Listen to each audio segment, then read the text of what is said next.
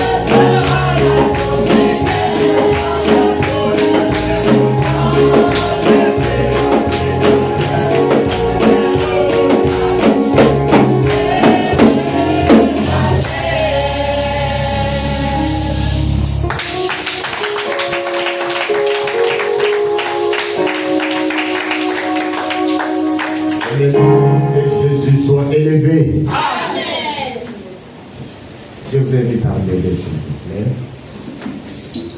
Nous lirons dans les livres d'Apocalypse, au chapitre 2, au verset 12, jusqu'au verset 17.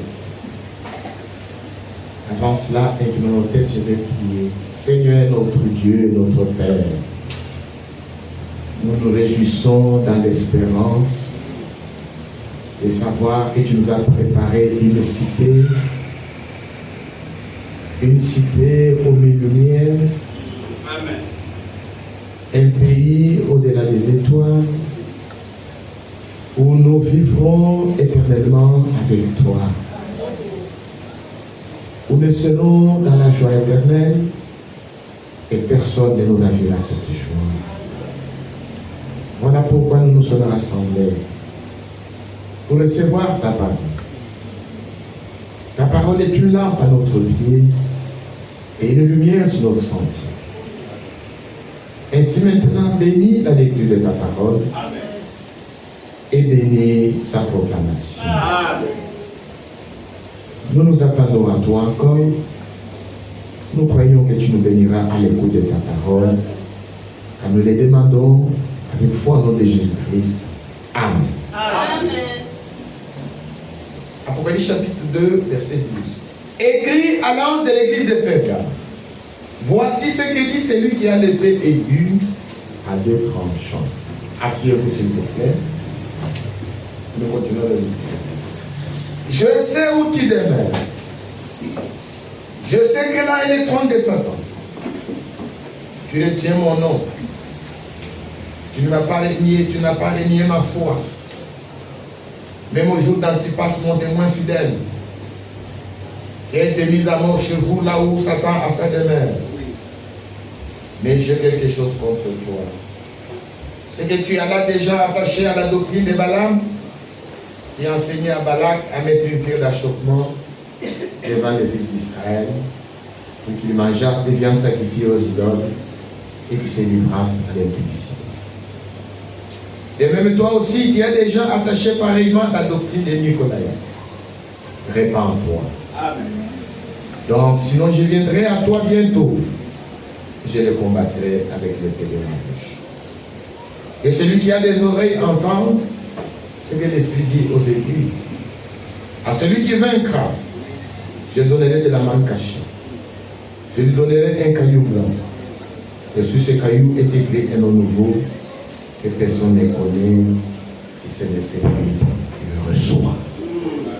Que Dieu ajoute la bénédiction à la lecture de sa parole. Amen.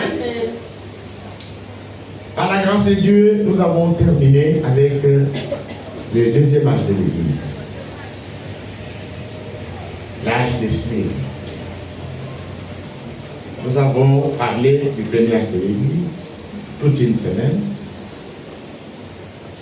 Et nous avons pris 2 jours pour parler de l'âge de Smyrne. Qu'est-ce que nous allons retenir dans le premier âge de l'Église? Dans le premier âge de l'Église, nous retenons une Église attachée aux Écritures, et une Église qui ne supportait pas les méchants, une Église qui ne pouvait pas tolérer les faux apôtres et les faux prophètes. Et Dieu a loué hautement cette Église. Et nous trouvons là où l'Église est blâmée, c'est là où ils ont abandonné le premier amour.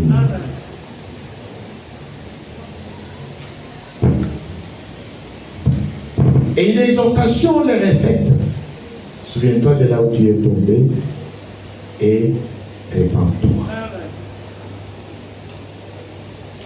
Dans le premier âge de l'Église, appelé âge d'Éphèse, les messagers étaient l'apôtre Paul.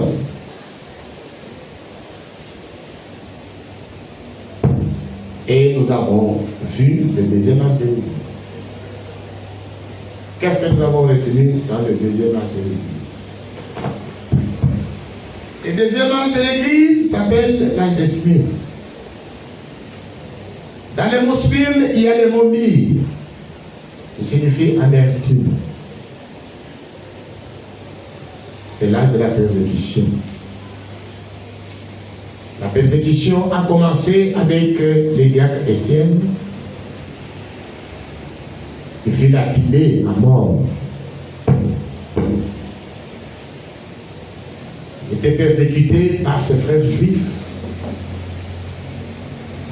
qui produisirent des faux témoins,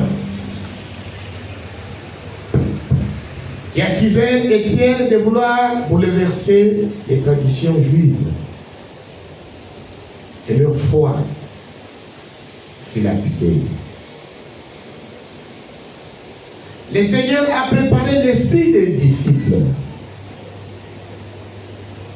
de savoir tenir ferme pendant la tribulation.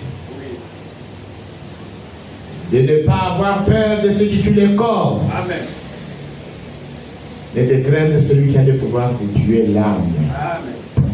Et de les jeter dans les feux de l'enfer. Et les chrétiens dans l'âge de Smyrne ont souffert la persécution.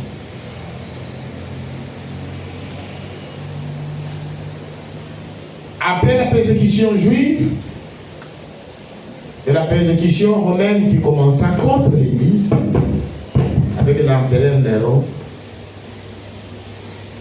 Et nous voyons la persécution de 10 jours sous l'empereur Dioclétien qui était le plus sanguinaire.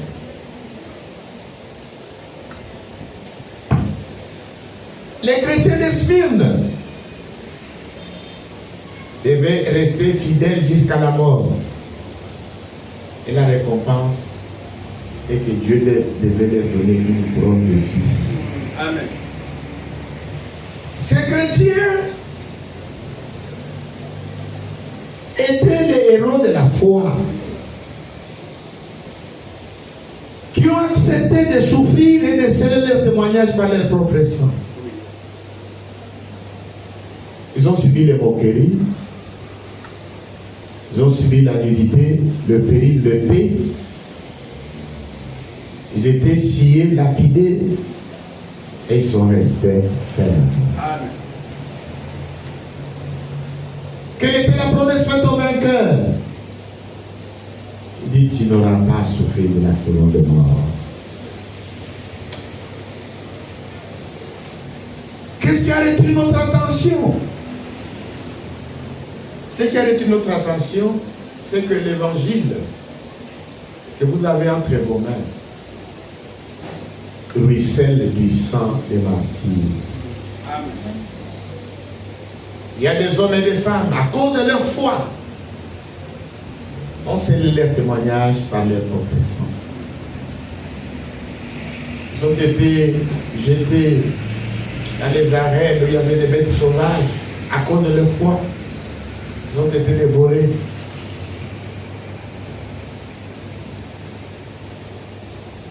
Ils ont perdu tous leurs biens.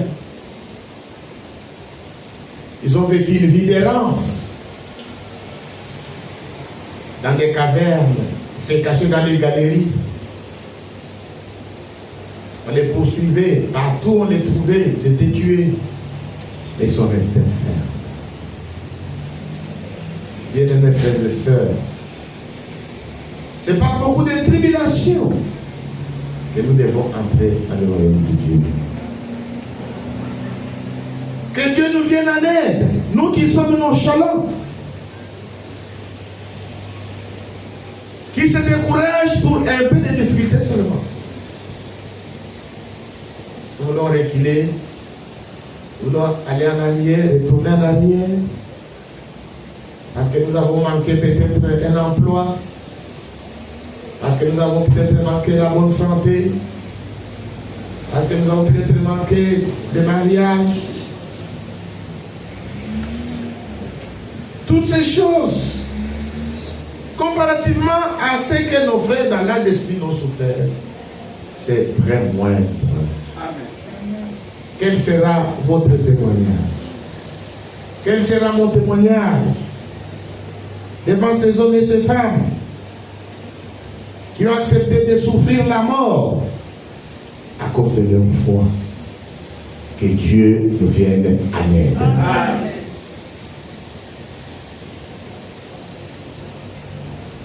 Et nous arrivons maintenant dans le troisième âge de l'Église.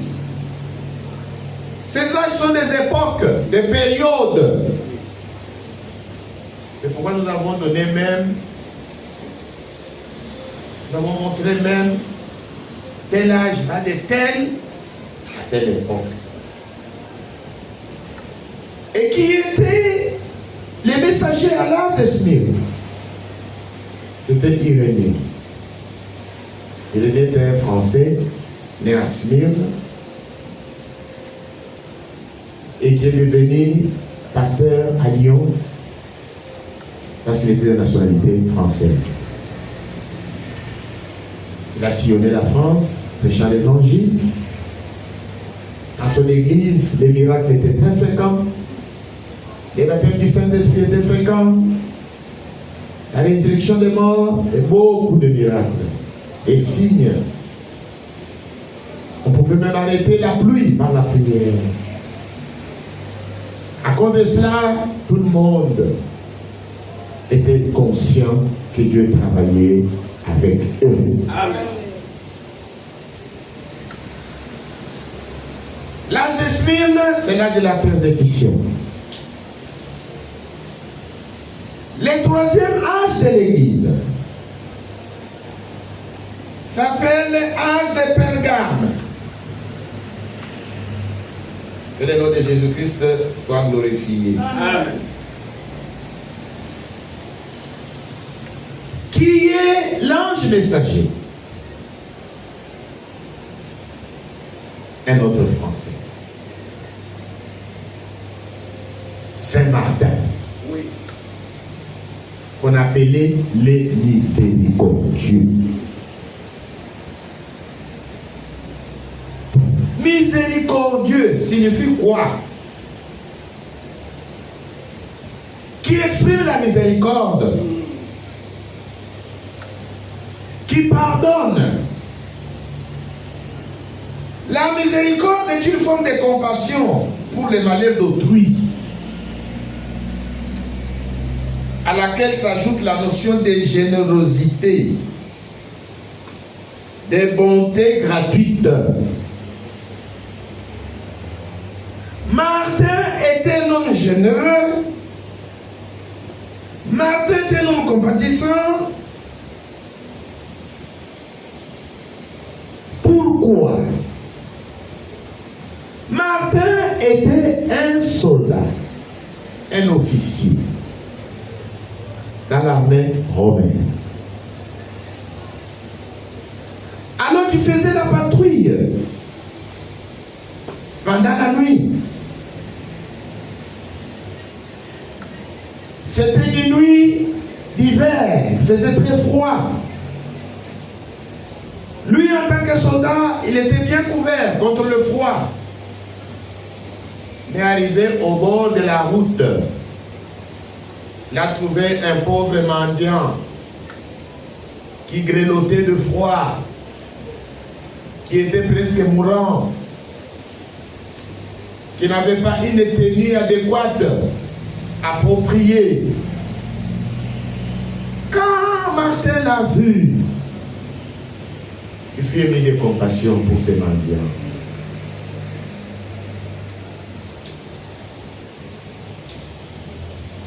Il n'avait pas de manteau. Il avait un seul manteau. Il a pris son épée.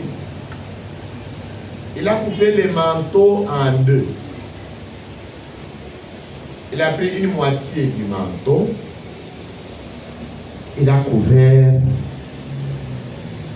les pauvres qui grelottaient. Et lui s'est couvert de la moitié du manteau. Il a continué à faire la ronde. Ce geste-là a touché le cœur de Dieu. Un jour, dans la nuit, le Seigneur lui est apparu. une vision. Et le Seigneur était couvert de la moitié du manteau. Amen. Il avait couvert le manteau. Elle a appelé. Du Martin, tu m'as vécu. Amen. Que le nom de Jésus-Christ soit glorifié. Amen. Et c'était son appel. Dieu l'a appelé au ministère de la parole pour servir Dieu. C'était un ministère puissant, accompagné par des miracles. Dans son ministère, il y a eu beaucoup de choses. Que le nom de Jésus-Christ soit glorifié. Amen.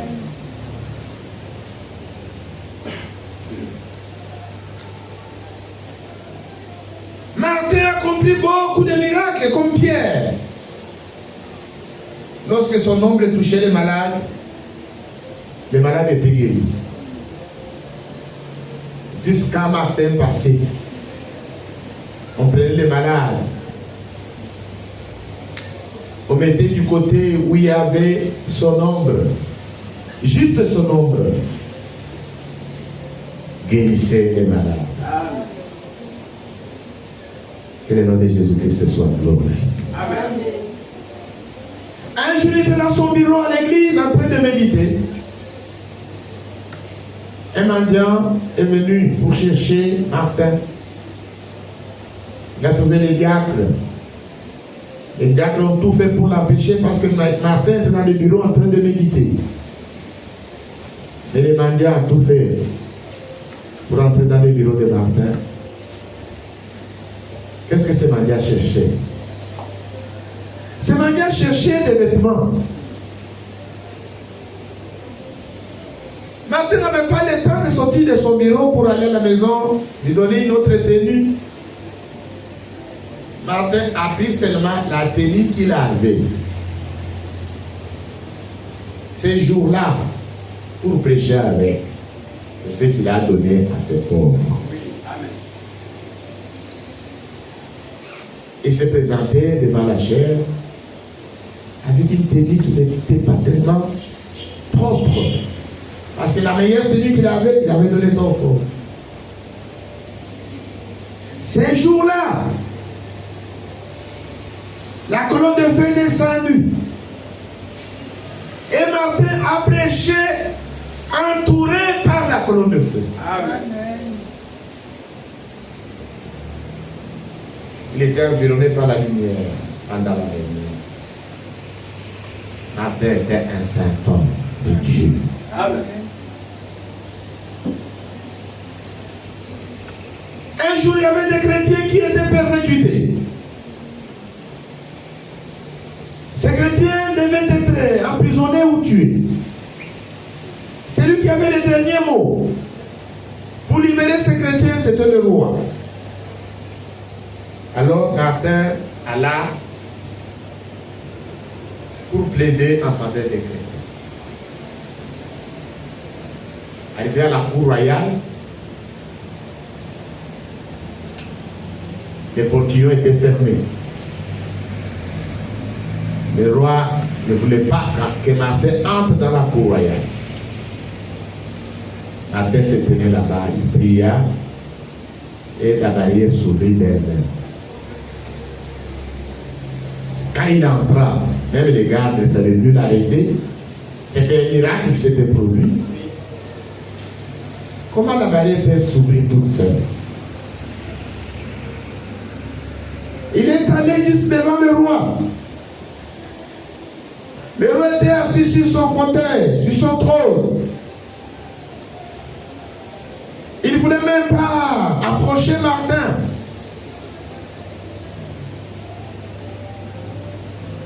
Alors, à cause de ce manque de respect envers les serviteurs de Dieu, Dieu alluma le feu sur le siège du roi. Le roi surpris, son fauteuil était en feu. Il était obligé de se lever devant les serviteurs de Dieu. Amen. Nous devons avoir du respect avec les serviteurs de Dieu. Amen. C'était un grand miracle. Les rois étaient obligés de le recevoir. Les rois étaient obligés de l'écouter. Les rois étaient obligés de relâcher les chrétiens qui étaient persécutés. Amen. Que le nom de Jésus soit glorifié. Amen. Un jour, on voulut les mettre à mort. On les prit, on les lia à un arbre. Cet arbre était penché vers un côté. Et on les liait du côté où penchait l'arbre. Et ils se mirent à couper cet arbre-là. Ils étaient sûrs que l'arbre allait l'écraser. Mais quand la coupe était complètement terminée, l'arbre se releva et alla du côté de ceux qui coupaient l'arbre. Amen. Et les écrasa. Au lieu que Martin meure, c'était le bourreau qui mourait. Donc sa vie était entourée de beaucoup de signes et de miracles. Amen. Martin de Tours, celui qui est le messager du troisième âge de l'Église, et cet âge de l'Église est appelé âge de Pergame. Amen. Que le nom de Jésus soit glorifié. Amen. Parce que nous parlons de Martin. Martin, on l'appelait les miséricordieux. Lisons dans Matthieu chapitre 5.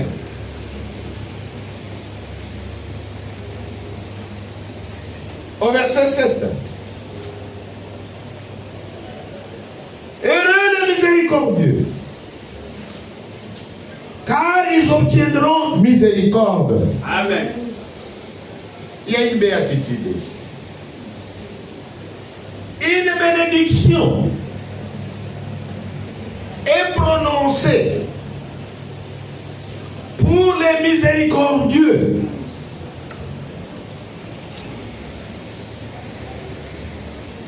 Heureux les miséricordieux, car ils obtiendront miséricorde. Amen. Luc chapitre 6, verset 36. Soyez donc miséricordieux, comme votre Père est miséricordieux. Amen. Est-ce que nous sommes ensemble? Amen. Heureux les miséricordieux, car ils obtiendront miséricorde. Amen. Un enfant de Dieu doit exercer la miséricorde. Amen. Un enfant de Dieu doit avoir de la compassion. Parce que la miséricorde, c'est une compassion à l'égard des malheurs d'autrui. Amen. Un chrétien ne peut pas avoir un cœur insensible. Non, non, non, non, non. Il y a une prophétie qui s'accomplit de nos jours. Il dit les hommes seront cruels, Oui. insensibles, déloyaux. Voilà ce qui caractérise les hommes et les femmes du temps de la fin.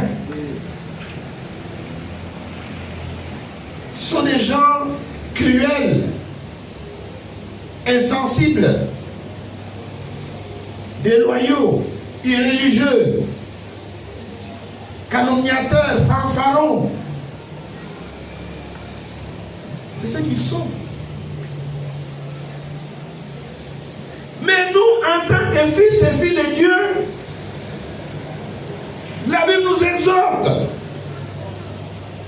être miséricordieux. Amen. Avoir de la compassion pour les malheurs d'autrui. Être généreux. La générosité, c'est quelque chose qui a disparu. Parce que nous sommes dans un âge où l'Écriture dit les gens seront égoïstes. Ouais. Amis de l'argent, ennemis des gens de bien. Amen. Blasphémateurs. N'est-ce pas ce que nous voyons?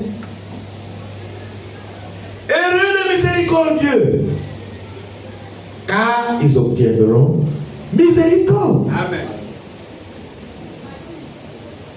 Donc si vous êtes miséricordieux, vous obtiendrez miséricorde. Parce que l'homme aura semé, il le moissonnera aussi. Amen. C'est vrai, bien-aimés frères et sœurs. Si vous êtes généreux, si vous avez de la miséricorde, si vous avez de la compassion pour les malheurs des autres, Dieu s'arrangera aussi que vous puissiez aussi obtenir miséricorde. Amen.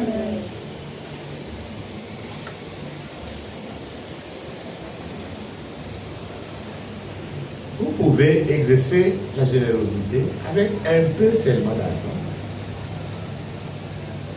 Mais vous vous étonnez. Vous avez aidé avec 5 000. Et finalement, on vous donne des 100 000, comme les témoignages que nous avons obtenus après l'agapé. Quelqu'un qui avait une dette, une vieille dette, c'est la sœur. La sœur s'est battue. La sœur voulait faire quelque chose de bien pour le Seigneur. Et Dieu connaissait son cœur. Tout ce qu'elle a pu avoir, elle a voulu investir ça dans l'œuvre de Dieu. Mais ça n'a pas tardé. C'est lui qui avait une vieille dette. Dieu l'a poussé. Heureux le miséricordieux. Amen. Car ils obtiendront miséricorde. Amen. Soyez miséricordieux. Notre Dieu, c'est ça la nature de Dieu. Il est riche en miséricorde. Amen. Le Dieu qui est riche en miséricorde. Il dit, il prend plaisir à la miséricorde. Amen. La miséricorde a disparu. Les hommes et les femmes du monde n'ont pas cette vertu-là. Ce sont des gens qui se réjouissent du malheur des autres. Nous devons enseigner, même nos tout petits enfants.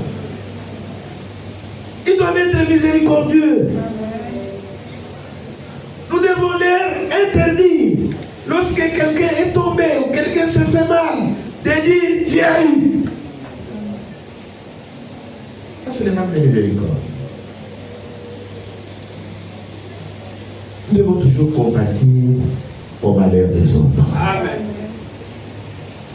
Colossiens chapitre 3.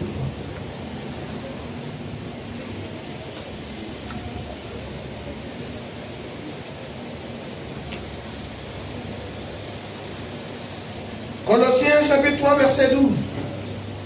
Et ainsi donc, comme des élus de Dieu, Oui. saints et bien-aimés, revêtez-vous d'entrailles de miséricorde, Amen. de bonté, Oui. d'humilité, Amen. de douceur, de patience. Supportez-vous les uns les autres. Et s'il est un sujet de se plaindre de l'autre, pardonnez-vous réciproquement. Amen. De même que Christ vous a pardonné, pardonnez-vous aussi. Amen.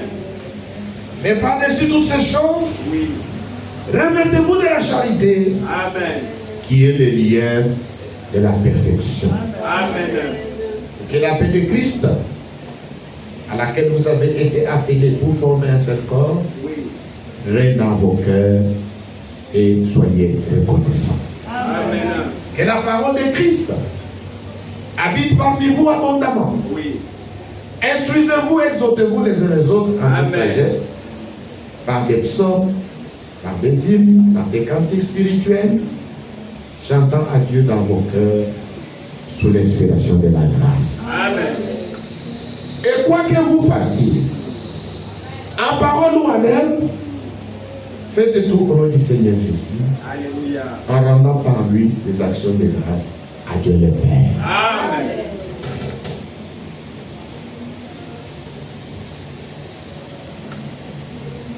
Heureux les miséricordieux, car ils obtiendront miséricorde.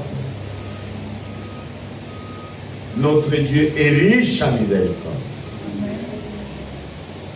Et il veut que nous puissions refléter cette nature.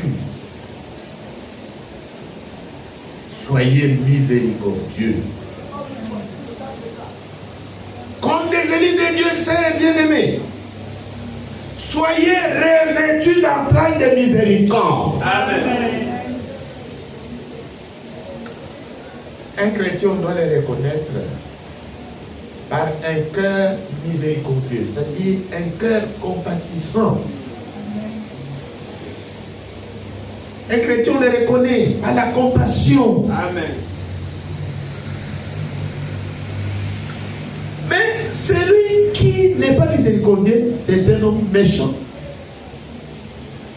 La méchanceté, ça c'est propre à Satan. Satan c'est le méchant. Mais nous les enfants de Dieu, nous devons être revêtus d'entrailles de miséricorde. Amen. Ces gestes de compassion que Martin a montré à un mendiant, cela lui a valu même la peine. Le Seigneur lui est apparu. Le Seigneur lui est apparu couvert de ces manteaux-là. Il dit, Martin, le mendiant très longtemps que tu as trouvé au bord de la route, que tu as vêtu, c'était moi. Amen. Que Dieu nous vienne en aide. Amen. Nous ne devons pas aimer ceux qui nous aiment seulement. Amen. Nous ne devons pas avoir des clans. Nous devons exercer de la compassion. Amen. Quand nous exerçons la compassion, nous ne devons pas attendre quelque chose en retour. Amen. Martin n'a pas attendu quelque chose en retour. C'était un mendiant, c'était un officier. Tout simplement, quand il a vu, il s'est mis à la place de ses pauvres. Et voilà comment il souffre. Il n'a même pas de quoi se couvrir contre le froid. Qu'est-ce que je vais lui donner? Au lieu qu'il souffre seul, nous allons souffrir ensemble. Il a coupé son manteau. Il n'a pas dit non, non, maintenant moi je vais souffrir. Ah, ça c'est son problème. Il a eu. Non. Bien-aimés frères et sœurs, ce que vous êtes, ce que je suis, c'est par la grâce de Dieu. Amen. Tout ce que vous avez, vous l'avez reçu de Dieu. Amen. Paul disait, qu'est-ce que tu as que tu n'as reçu? Et si tu l'as reçu, pourquoi te glorifies-tu? Comme si tu ne l'as pas reçu.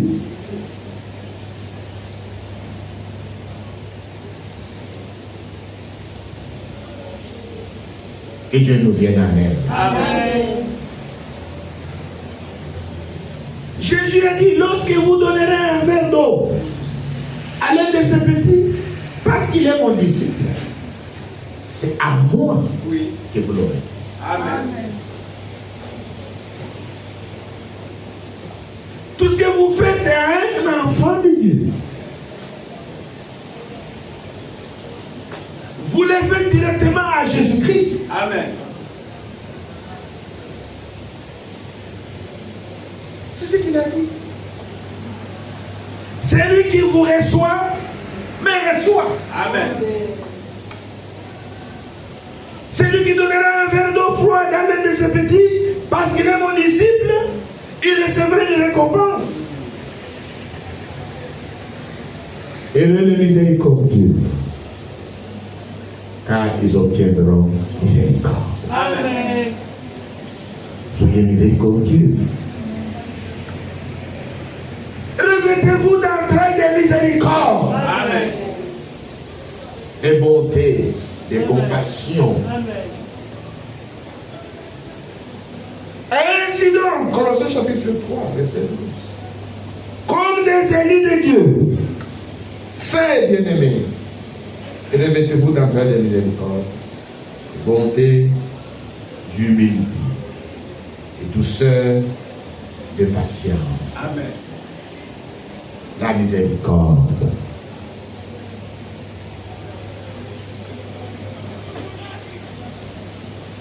Aujourd'hui, cette vertu a disparu. Les hommes de ce monde, ils veulent seulement leur propre bien. Ils n'aiment pas les biens des autres. Mais nous devons être compatissants. Nous devons compatir au malheur des autres. Nous devons savoir nous mettre à la place des autres. Si nous les faisons, nous obtiendrons également miséricorde. Amen. Dieu nous fera miséricorde aussi.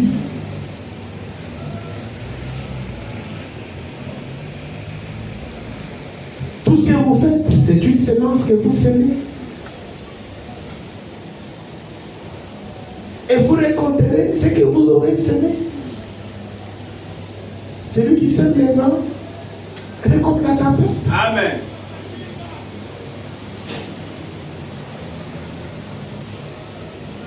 Celui qui sème la miséricorde récoltera toujours la miséricorde. La compassion envers les autres. Vous récolterez aussi de la compassion. Vous ne récoltez que ce que vous semez. Amen. Que le nom de Jésus soit loué. Amen.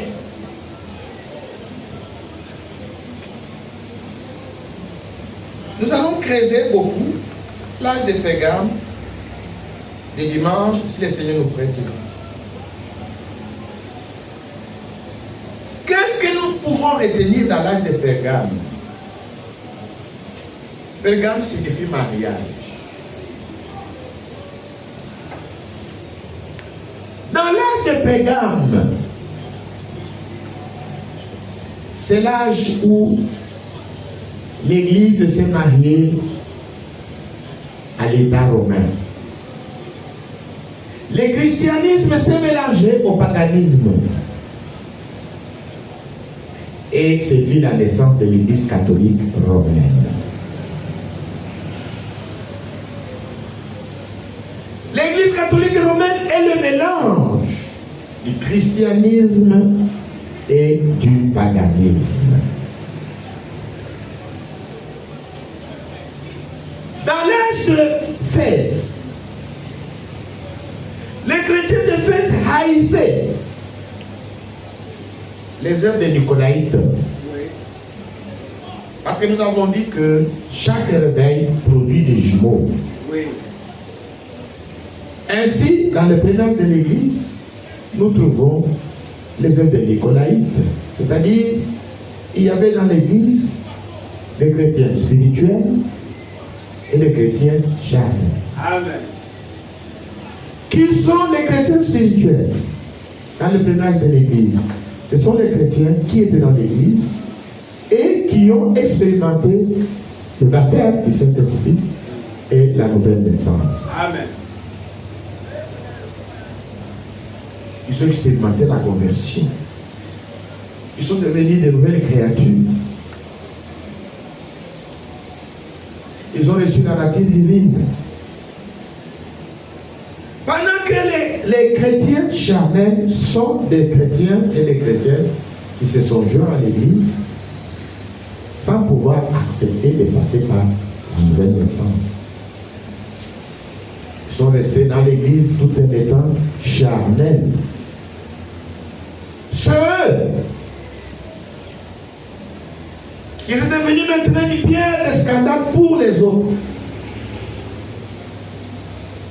Parce que les charnels persécutent toujours les spirituels.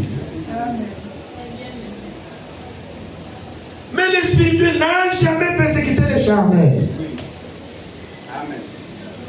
Un homme charnel est un homme jaloux. Il manifeste toutes les œuvres de la chair. Amen. Or, les œuvres de la chair sont manifestes. La chair a des œuvres bizarres. C'est pourquoi, en tant que chrétien, vous devez vouloir la nouvelle naissance et le baptême du Saint-Esprit. Amen.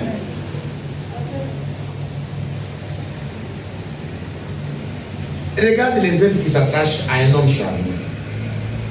Galates chapitre 5, verset 19. Or, les œuvres de la chair sont manifestes. Ce sont l'impudicité, l'impureté, la dissolution. Ces trois notions-ci parlent presque de la même chose. Un homme charnel, une femme charnelle, manifeste l'impudicité, l'impureté.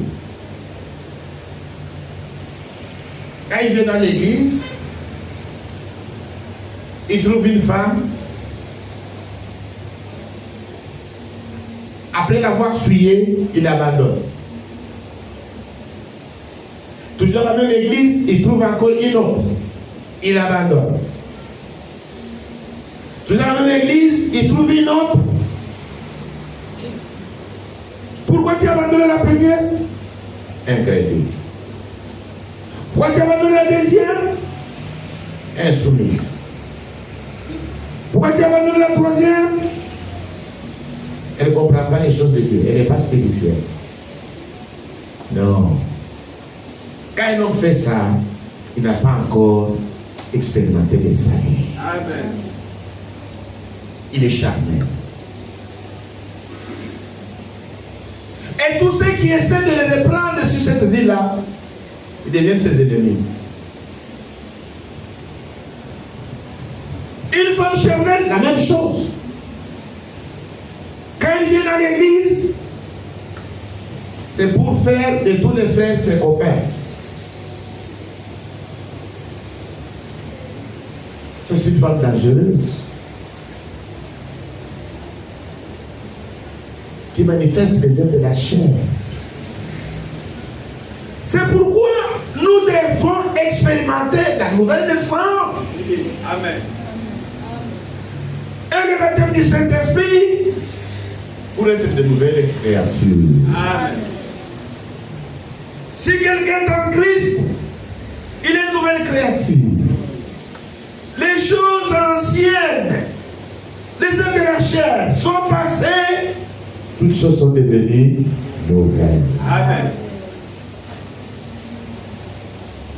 Est-ce que nous sommes ensemble? Amen. Ce sont ces chrétiens charnels qui ont cherché à dominer sur les autres.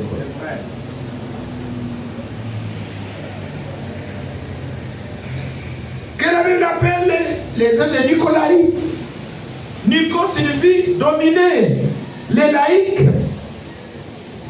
Dieu n'a jamais voulu que ses enfants que l'Église soit dominée par les hommes, mais Dieu a donné pour tuteur à l'Église le glorieux Saint-Esprit. Amen. C'est lui le tuteur de l'Église. Que le nom de Jésus-Christ soit glorifié. Amen. Ainsi, les Nicolaïtes, ils cherchent à prendre toujours la première place dans l'Église. Être en tout les premiers. Les Nicolaïtes dans l'Église, c'est eux qui connaissent tout. Ils connaissent les messages de Fémanal, ils connaissent les enseignements de Féfan, ils connaissent les Écritures. Quand tu veux lui montrer quelque chose, il connaît déjà. Mais on ne vous reconnaît pas en tant que chrétien à cause de la connaissance de versets. Amen. La Bible dit, vous les reconnaîtrez à leurs fruits. Amen. Un bon arbre produit de bons fruits. Amen. Un mauvais arbre produit de mauvais fruits. Amen. C'est donc à leurs fruits que vous les reconnaîtrez. Amen. Alors, ce qui était tout simplement un esprit, mais nous arrivons maintenant dans l'âge de Pérgame.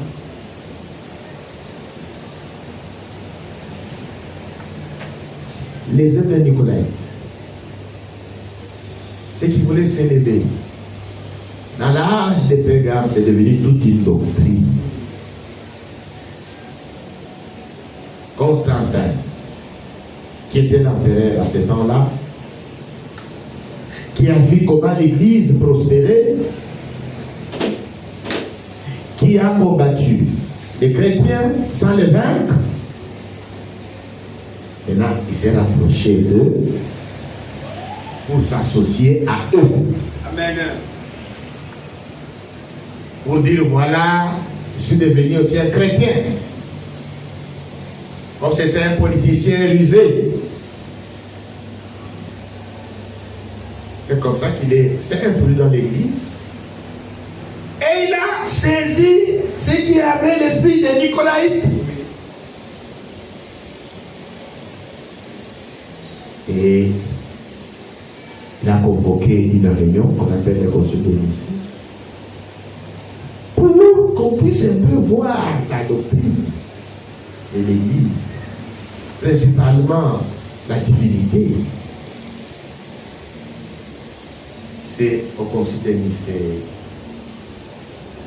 que les Nicolaïtes, les chrétiens charnels, ont mordu à l'hameçon.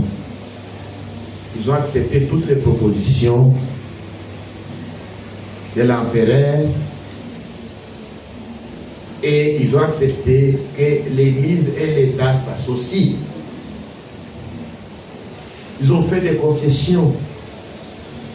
Comme ça, le romanisme est entré, le paganisme est entré, et ils ont pris quelques versets qui leur plaisaient pour mettre ensemble.